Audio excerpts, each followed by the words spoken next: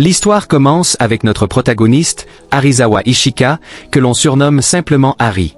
Très vite, l'adolescente nous explique qu'à l'opposé de ce que l'on pourrait penser, elle ne vient pas d'une vie privilégiée. En effet, bien qu'elle soit inscrite dans une prestigieuse école secondaire, sa famille est loin d'être riche. Sa mère, Shijiro, l'élève seule depuis des années et fait chaque mois des efforts monumentaux pour payer ses études à travers différents emplois. L'école en question se nomme Azuran, un institut qui, à l'origine, était réservé aux filles, mais qui a fini par se fusionner avec une école secondaire pour garçons, devenant ainsi un établissement mixte. Comme on peut l'imaginer, les filles sont toutes excitées par cette nouvelle, à l'exception d'Ari, qui n'a des yeux que pour un seul garçon. Elle se souvient qu'elle a rencontré ce garçon il y a quelque temps, plus précisément dans une salle d'attente d'hôpital, alors que sa mère était malade. Il lui avait offert sa compagnie, un geste qui l'avait profondément marqué. Les élèves d'Azuran se rassemblent ensuite pour écouter un discours de la direction, qui leur annonce certaines nouvelles règles, maintenant que l'école est devenue mixte. C'est alors que la directrice, Ikushima, apparaît devant les étudiants de manière intimidante pour souligner la principale règle. Les romances sont interdites. En d'autres termes, aucun garçon ou aucune fille ne doit être vu en train d'avoir un rendez-vous, de s'embrasser, et encore moins d'entretenir une relation amoureuse, sous peine d'expulsion. Cette règle est censée préserver les valeurs, la morale et tout un tas d'autres principes absurdes que nous connaissons bien. À ce moment-là, Ari et Maki se croisent brièvement dans les couloirs de l'école. Mais avant qu'il n'ait le temps de parler de la nouvelle règle anti-romance, le garçon doit partir en cours de sport. De son côté, Ari retrouve son ami Emma Komori, qui l'encourage à sortir malgré tout avec Maki à une fête de karaoké. Cependant, Ari souligne que leurs mondes sont totalement opposés. Maki n'est autre que le fils du gouverneur de la ville, tandis qu'elle est la fille d'une mère travailleuse qui peine à payer ses études. Ari ajoute qu'elle ne peut pas se permettre d'être expulsée, car son plus grand rêve est de trouver un bon travail pour que sa mère puisse enfin arrêter de travailler définitivement. Parallèlement, nous faisons la connaissance des meilleurs amis, Yuzuki et Sawa. Elles se préparent pour la fête de karaoké, mais soudainement, les choses prennent une tournure plus intime, suggérant qu'il y a quelque chose de plus que de l'amitié entre elles. Le problème, c'est que c'est une romance difficile à vivre, car Yuzuki n'est pas encore prête à assumer son orientation sexuelle en tant que lesbienne. Les complications ne font que commencer. En parlant de problèmes, nous découvrons que malgré sa richesse, Maki n'est pas du tout heureux. En effet, chez lui, son père maltraite brutalement sa mère dès qu'il en a l'occasion, laissant Maki dévastée, ne sachant pas comment l'aider. Heureusement, une douce amitié est sur le point de naître. Le lendemain, Maki et Ari ont une conversation, et elle lui montre ce qu'elle sait en arts martiaux, en utilisant une naginata. Pour information, la naginata est une arme traditionnelle japonaise qui, bien qu'elle semble simple, était utilisée avec respect par les plus grands militaires et guerriers. Soudain, la journée de nos protagonistes est interrompue par un message en chaîne. Une fille et un garçon ont été expulsés pour avoir enfreint la règle de non-romance. Cela montre clairement que les responsables d'Azuran ne plaisantent pas avec cette règle. Le sujet change alors. Plus tard, Ari parle avec Atsushi Kanda, l'un des meilleurs élèves de l'école, qui est également un nouveau membre du comité étudiant. Comme Ari est très brillante, on devine qu'ils vont passer beaucoup de temps ensemble à étudier. Cependant, ce qu'Ari ne sait pas, c'est qu'Atsushi est un peu étrange. Il a en effet une étrange habitude. Il prend des photos d'Ari à son insu et les garde dans une galerie sur son téléphone. Un comportement plutôt étrange, n'est-ce pas? À l'école, Ari tombe sur un couple d'élèves qui s'embrassent passionnément. À quelques mètres de là, la directrice et un enseignant arrivent. Pour protéger ces deux inconnus d'une expulsion certaine, la gentille Ari crée une diversion en criant à Ikushima qu'elle a vu un serpent dans la zone. Après ce noble geste, Koharu, la fille qui s'était embrassée avec le garçon plus tôt, s'approche d'Ari pour lui proposer de l'argent en échange de l'explication sur pourquoi elle a agi ainsi. Cependant, notre héroïne, qui est assez fière, refuse l'offre. Toutefois, elle se rend vite compte qu'elle a effectivement besoin de cet argent, tout comme sa mère. Et à Azuran, il y a de nombreux petits riches qui pourraient bien l'aider à sortir de ses difficultés financières. Ainsi, Ari se rend à une fête où elle retrouve Koharu et lui annonce qu'elle va finalement accepter son argent pour garder le silence. 1 million de yens, pour être précis. En obtenant cette somme aussi facilement, Ari réalise qu'elle pourrait faire un véritable business de cette situation. Aider les couples d'Azuran à rester cachés, en échange d'argent qu'elle mettrait de côté pour ses études universitaires. Elle devient ainsi une véritable entrepreneuse, tout en aidant sa mère à se reposer un peu. Peu après à l'école, on apprend une information intéressante. Koharu, qui s'était embrassé avec Maki l'autre jour, n'était en réalité en couple avec personne. Ils voulaient simplement essayer de s'embrasser, pour voir ce que cela donnerait. Il devient donc clair que Maki est un bon garçon. Contrairement à son frère aîné, Yuto, il est le seul dans sa famille à traiter sa mère avec gentillesse, passant du temps avec elle. Mais ce n'est pas tout. Ce jeune homme bienveillant s'avère également être un soutien émotionnel pour Hari, après que sa meilleure amie ait été expulsée de l'institut. En effet, la directrice a découvert qu'elle sortait avec un garçon qui ne fréquentait même pas Azuran. Mais bien sûr, la tyrannique directrice n'en a rien à faire. Cependant, Hari ne veut pas de la compagnie de Maki. Elle le considère comme un garçon riche qui peut séduire des filles sans craindre l'expulsion, et avec qui elle n'a absolument rien en commun. Peu après, Emma et son amie se disent adieu, car après l'expulsion de la première, elle doit déménager avec ses parents dans un autre endroit, pour recommencer à zéro dans une nouvelle école. En parallèle, nous suivons Asuka Miyama, un camarade de Maki et son meilleur ami, qui discute avec la conseillère scolaire, Yuki Shinoda. Les choses deviennent plutôt gênantes quand Asuka fait des avances sexuelles à la conseillère, lui disant qu'il préfère les femmes plus âgées comme elle. La conseillère réagit avec une menace subtile d'expulsion si le comportement de l'élève continue. Le lendemain, la situation à Azuran se complique davantage. Les membres du comité étudiant se voient assigner la tâche de dénoncer leurs camarades qui enfreignent la règle du non-romance. Ce règlement n'enthousiasme pas vraiment les élèves, personne ne voulant être un mouchard. À l'exception de Sagwa, qui prend rapidement les rênes du groupe, et forme une sorte d'escouade anti-couple chargée de surveiller les couloirs de l'école à la recherche de potentiels couples à dénoncer. Mais changeons de sujet. On découvre un couple en pleine action passionnée dans un hôtel, et la surprise est grande lorsqu'on réalise qu'il s'agit de Yuto et Yuki, qui sont en couple depuis un certain temps et ont leurs propres problèmes. Quant à Hari, elle décide de mentir à sa mère, lui disant qu'elle a obtenu une bourse d'études complète. La vérité, c'est qu'elle pense à sa propre manière de gagner de l'argent, et comme elle l'avait déjà prévu, son plan consiste à vendre son silence, ou en d'autres termes, elle aide à maintenir la confidentialité des amoureux, à l'intérieur comme à l'extérieur de l'école, les rendant invisibles aux yeux de la directrice. Bien sûr, elle ne le fait pas gratuitement. Elle leur demandera une somme importante en espèces, que les élèves devront déposer dans un casier anonyme. Tout cela est soigneusement pensé, et ce business commence à lui rapporter rapidement. En effet, les adolescents, étant hormonaux, n'empêcheront pas les relations de toutes sortes, même avec les règles les plus strictes. Ainsi, Hari prend de l'avance sur le conseil étudiant. Elle n'a pas un intérêt réel à dénoncer qui que ce soit, elle veut simplement faire de l'argent au détriment de ses camarades riches. Cependant, les choses deviennent un peu plus compliquées quand elle découvre qu'il existe un site en ligne développé par l'école, où les relations romantiques des élèves sont exposées. En fouillant dans leurs réseaux sociaux, elle parvient à obtenir des photos avec leurs petits amis, leurs amants, ou leurs aventures d'un soir, comme on veut les appeler. Malgré cela, Hari continue son activité.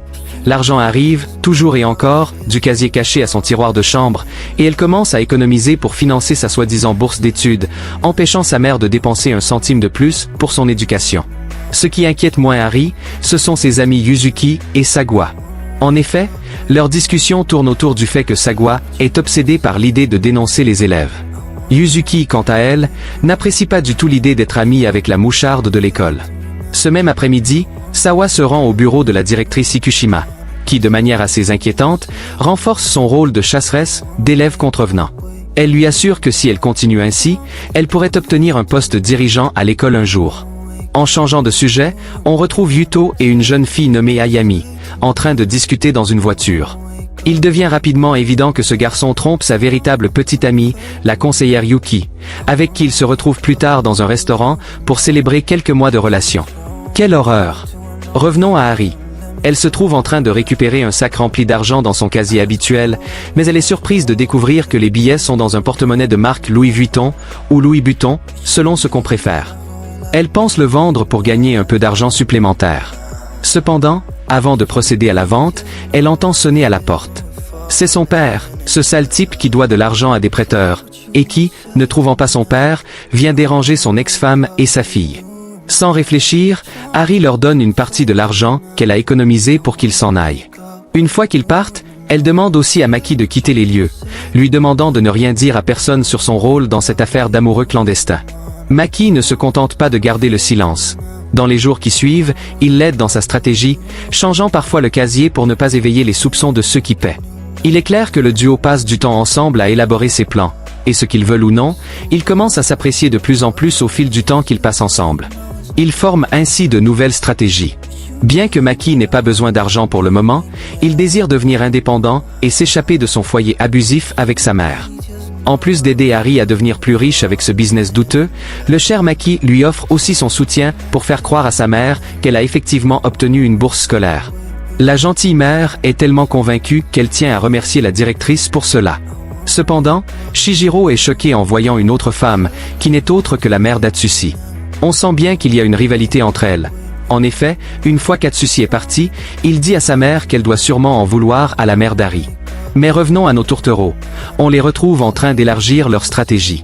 Cette fois-ci, ils créent un nouveau site web appelé Love Keeper, le gardien de l'amour, où les étudiants peuvent leur envoyer de l'argent en échange de leur aide pour garantir que leur relation reste secrète. À ce moment-là, Asuka commence à se méfier de son meilleur ami, car il le voit constamment en train de discuter avec Harry. Il lui conseille de rester éloigné de cette fille s'il ne veut pas être expulsé. Pendant ce temps, la souriante Harry utilise l'argent qu'elle a gagné pour acheter des cadeaux pour sa mère, touchée de pouvoir enfin lui offrir quelque chose, elle qui l'a toujours soutenue. Le lendemain, Harry se dispute avec Sagwa. Cette dernière lui reproche de n'avoir attrapé aucune paire de couple depuis la création de la brigade anti-romance.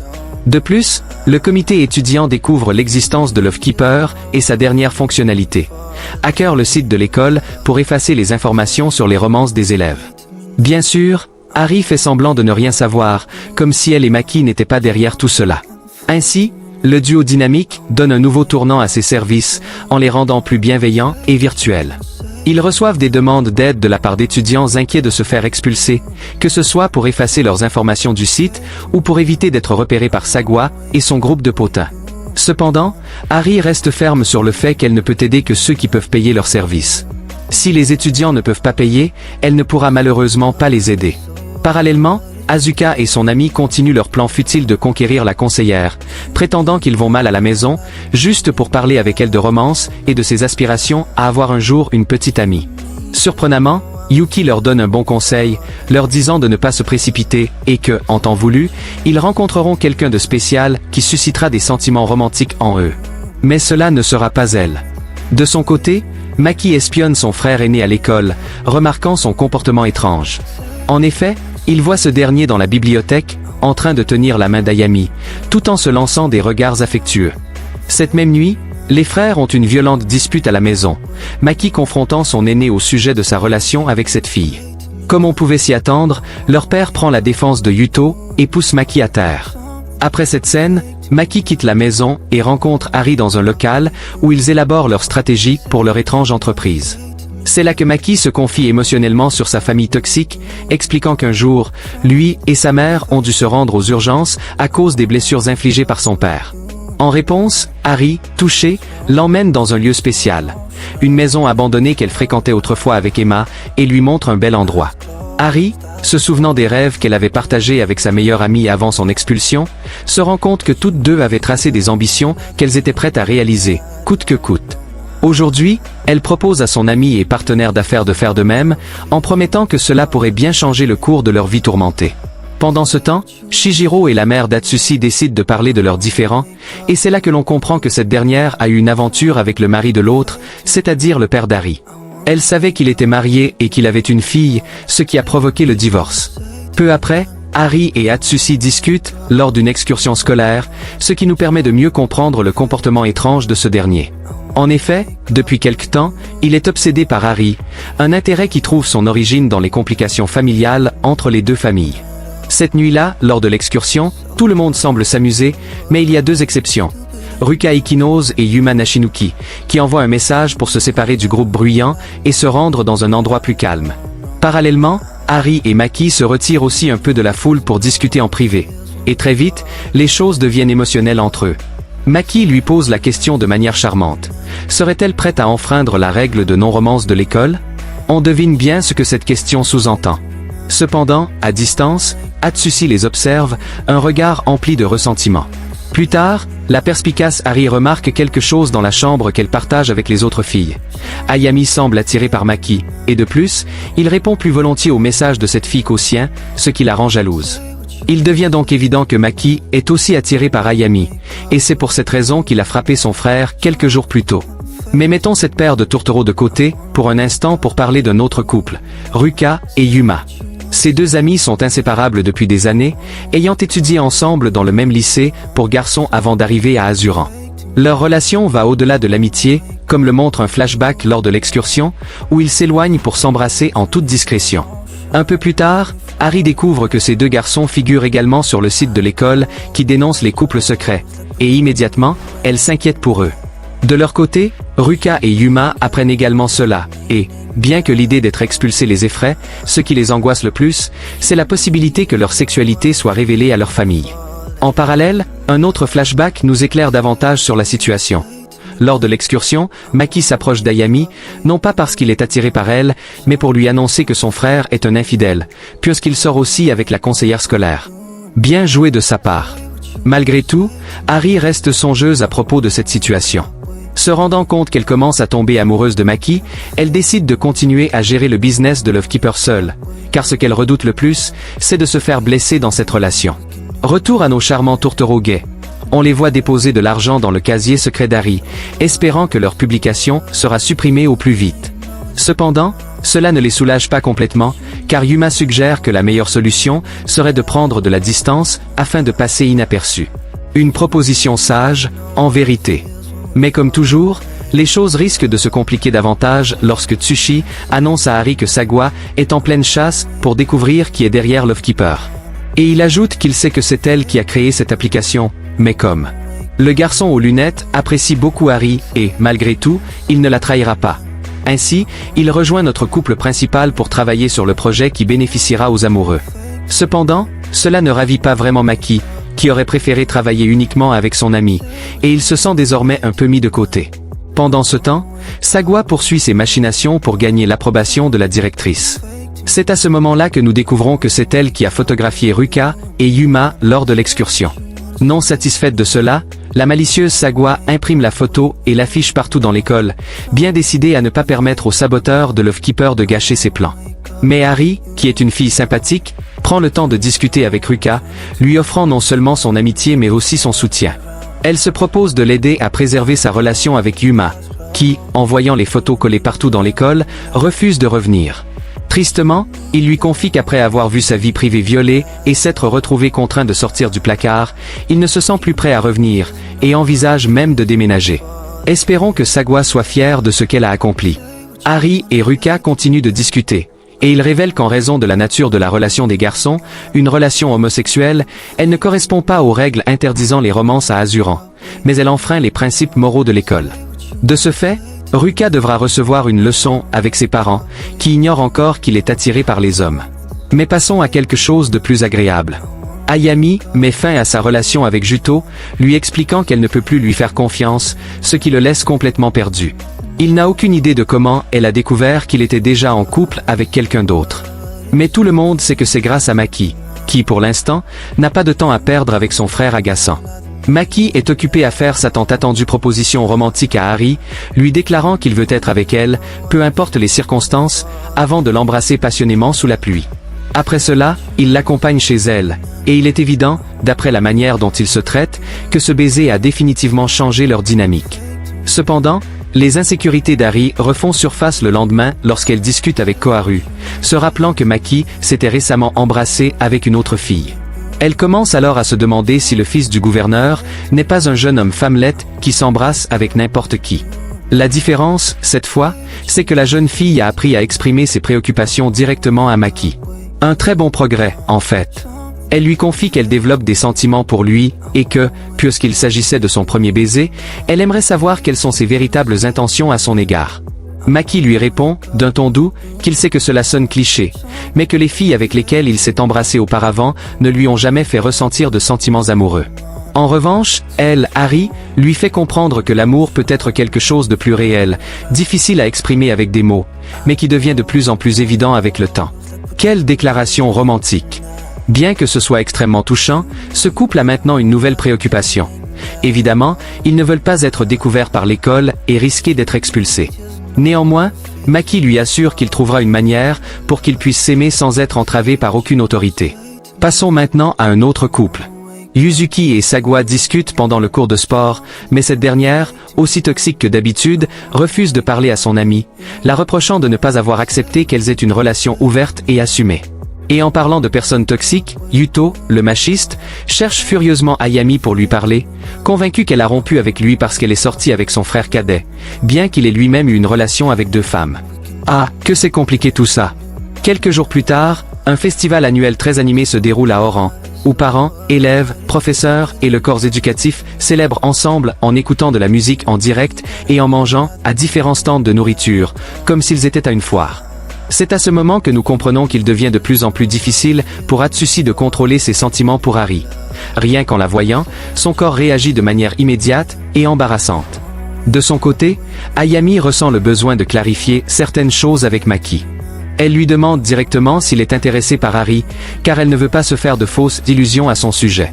Face à son silence, Ayami comprend que ce n'est pas l'endroit pour chercher l'amour. Quoi qu'il en soit, elle continue de discuter avec Maki, notamment de sa famille, en particulier de son horrible frère, et de son père. Elle lui explique que le mieux pour lui serait de suivre son propre chemin, accompagné uniquement de sa mère, car il ne mérite pas de côtoyer ces hommes toxiques. Si vous avez besoin de plus de preuves que Yuto est aussi, voire plus, maléfique que son père gouverneur, sachez que nous le voyons en train d'intimider Yuki, car elle n'est pas prête à se marier avec lui. Comme toujours, Yuto réagit en pensant que la conseillère a un autre homme dans sa vie, ce qui explique son rejet de sa proposition de mariage. Revenons à la foire, où Hari et Atsushi ont un plan. Ils veulent aider leur ami Koharu, qui tente de passer inaperçu aux yeux de Sawa et de son groupe de commères. Koharu a emmené son nouveau petit ami d'une autre école à la foire, et il déambule librement, comme si de rien n'était. Quelques personnes, décidément, n'apprennent jamais. Pour résoudre la situation, Atsushi crée une distraction pendant qu'Hari, accompagné de Maki, garde un œil sur le couple, veillant à ce que personne ne prenne de photos, ni ne les dénonce à la direction. Cela leur permet également de profiter de ce moment, pour avoir un peu d'intimité. Bien que cette mission semble être accomplie avec succès, il est clair que Sawa est désormais sur les talons d'Hari, et elle est de plus en plus convaincue que c'est elle qui se cache derrière Lovekeeper. Bien sûr, Hari ne l'admet pas, mais elle répond de manière bien méritée à cette commère, lui assurant que son travail de surveillance ne fait qu'attirer la haine de tout le monde et que l'amour ne devrait pas être clandestin.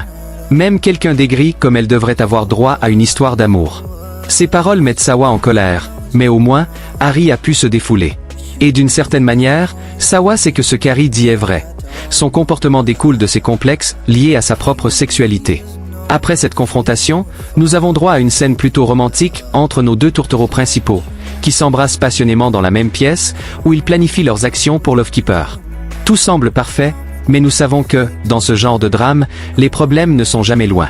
En effet, Ayami, pleine de rancœur, les observe par la fenêtre. Toujours déçue par Maki, elle décide de prendre une photo de nos amoureux. Le lendemain matin, le couple est convoqué à la direction, et tous les élèves reçoivent l'image d'eux deux en train de s'embrasser sur leur téléphone. Tristement, nous savons ce que cela implique. Lorsque la directrice réprimande Hari dans son bureau, elle lui fait savoir qu'elle a découvert qu'Hari est également la personne derrière Lovekeeper. Face à cela, la perverse Ikushima fait une proposition cruelle à Hari.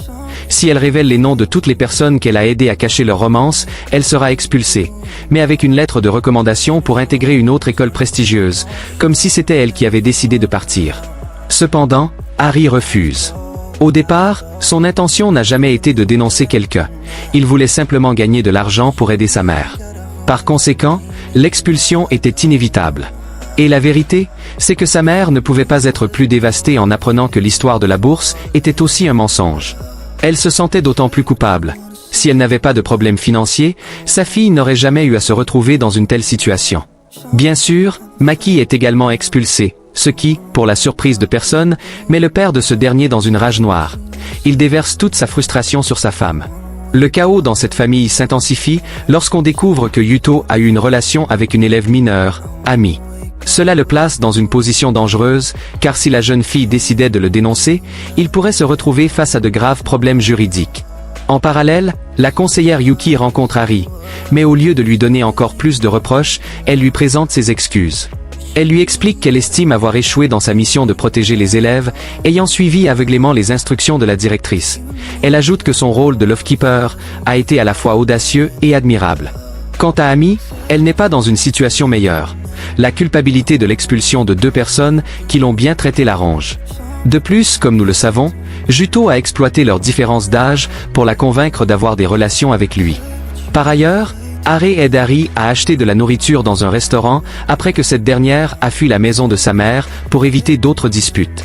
Là, la jeune fille lui confie qu'elle n'a pas pris ni diffusé la photo qui a causé son expulsion. En fait, les paroles sévères qu'elle lui avait dites il y a quelques jours l'ont poussée à réfléchir. Elle se rendait compte qu'elle devenait une personne sans cœur. Pour lui montrer sa reconnaissance, elle l'invitait à passer la nuit chez elle. Le lendemain matin, Harry retrouve Emma, qui est en ville pour une brève visite, mais quelque chose a changé en elle. Elle est enceinte du même garçon qui a provoqué son expulsion. D'un air hésitant, Emma lui confie qu'elle a longuement réfléchi à ce qu'elle devait faire, envisageant même de se suicider ou d'interrompre sa grossesse. Cependant, elle a finalement décidé de garder l'enfant. Après tout, elle a une meilleure amie qui souhaite être la marraine, et bien sûr, c'est elle. Cela semble d'autant plus imminent, car au même moment, Emma commence à avoir des contractions. Harry l'emmène d'urgence à l'hôpital, où elle croise Maki, qui accompagne son amie Asuka, suite à une hémorragie subite pendant un match de basket. Heureusement, tout se passe bien. Emma accouche d'une adorable petite fille, et Asuka se réveille peu après, ayant survécu à une hémorragie interne. Le soir venu, nos deux protagonistes se retrouvent dans la salle d'attente, exactement comme le jour où ils se sont rencontrés. C'est là qu'ils discutent de leur expulsion, en affirmant que désormais, la meilleure chose à faire est de s'unir. Leur plan est de poursuivre l'école en justice, en arguant que la règle interdisant les romances viole les droits des étudiants à établir des relations saines et positives pour leur développement. Le procès commence, et tous les regards se tournent vers la directrice Ikushima, qui doit justifier l'origine de ces règles absurdes, prétendant vouloir éviter les grossesses adolescentes et défendre les valeurs traditionnelles. Ce procès prendra plusieurs jours, ce qui donne à Harry et Maki le temps de réunir tous leurs amis affectés par cette norme, et d'utiliser leurs témoignages pour sortir victorieux, depuis Ruka jusqu'à Saga elle-même. Puis, pendant l'entracte, nos jeunes tourtereaux en profitent pour continuer à construire leur relation, désormais officielle en tant que couple. Heureusement pour eux, Yuki témoigne en leur faveur, soulignant l'horreur des règles imposées par la directrice. De plus, le témoignage émouvant de Ruka lors du procès aide à toucher le public. Il raconte comment l'atmosphère hostile instaurée par la norme a contraint lui et un autre garçon à sortir du placard. Après cela, c'est enfin le tour d'Harry de monter à la barre. Elle avoue que, bien qu'elle ait initialement tiré profit de la situation, elle trouve injuste et contestable que la direction d'une école s'immisce dans la vie privée de ses élèves, surtout sur des sujets qui n'ont rien à voir avec leurs compétences académiques. Cependant, comme on pouvait s'y attendre, la défense de la directrice utilise les actions d'Harry contre elle, cherchant à convaincre le jury que cette jeune fille n'est pas une innocente, en la présentant comme une extorqueuse ayant soutiré de l'argent à ses camarades en échange de son silence. Quelques jours plus tard, alors que le procès touche à sa fin, Maki et sa petite amie découvrent une information qui pourrait leur être utile. Ikushima a souffert d'une tragédie pendant son adolescence. Sa meilleure amie est décédée en donnant naissance. Pourtant, cette révélation n'a fait qu'ajouter de la tension et de l'émotion au procès, car la directrice utilise cette histoire pour justifier encore une fois sa norme, arguant qu'elle voulait protéger les élèves des tragédies que pourrait causer l'amour. En fin de compte, le jury approuve partiellement la demande d'Harry. Elle, Maki et tous les élèves expulsés peuvent revenir à l'école. Cependant, la règle interdisant les romances reste en place, le jury estimant qu'il n'est pas de leur ressort de se mêler aux décisions privées d'une direction scolaire. Mais les élèves d'Azuran ne se contentent pas de cette demi-victoire. Le lendemain matin, ils envahissent le bureau de la directrice pour exiger l'annulation de la règle, arguant qu'elle n'a pas le droit de supprimer leur liberté d'aimer. Face à cette pression, la directrice accepte qu'une votation soit organisée parmi les élèves pour décider si la règle doit être maintenue ou supprimée. Nous faisons alors un grand saut de 3 mois dans le futur, où l'on apprend que la situation a repris son cours normal. Dans une lettre, Harry raconte à Emma que, malheureusement, les règles d'Azuran sont toujours en vigueur. En effet, pour un très petit pourcentage, la majorité des élèves a décidé que l'école n'était pas un lieu pour les romances. Ainsi, les tourtereaux, tout comme les autres couples, n'ont d'autre choix que de garder leur amour à l'écart de l'établissement, en attendant leur diplôme. Pour rendre les choses encore plus tristes, Maki annonce à sa petite amie qu'il part étudier à l'étranger, avec l'argent qu'il a économisé grâce à son entreprise, tout cela pour s'éloigner de sa famille problématique. Bien entendu, cela brise le cœur d'Harry. Toutefois, son bien-aimé lui promet qu'ils feront tout ce qu'ils peuvent pour que leur amour fonctionne à distance, et qu'ils se retrouveront bientôt. Avec le plus grand des sourires, notre héroïne entre dans sa dernière année de lycée. Elle est prête à tourner cette page de sa vie, se promettant de patienter jusqu'à ce qu'elle puisse retrouver son amour. Mais voilà, rien ne se passe jamais comme prévu. À peine a-t-elle posé le pied à Azuran, qu'elle et ses camarades reçoivent un message anonyme de Love Killer, un service secret qui, à l'opposé de Love Keeper, se charge de dénoncer sans pitié les couples qu'ils découvrent, utilisant le chantage à l'argent pour les forcer à se livrer à la directrice. Cela montre que, malgré tout, Harry et ses amis ont encore beaucoup de combats à mener. Et c'est ainsi que se termine la première saison de cette histoire. Dans les commentaires, raconte-moi selon toi, qui pourrait être derrière Love Killer. S'il te plaît, abonne-toi, active la cloche de notification et n'oublie pas de me laisser un like. Au revoir.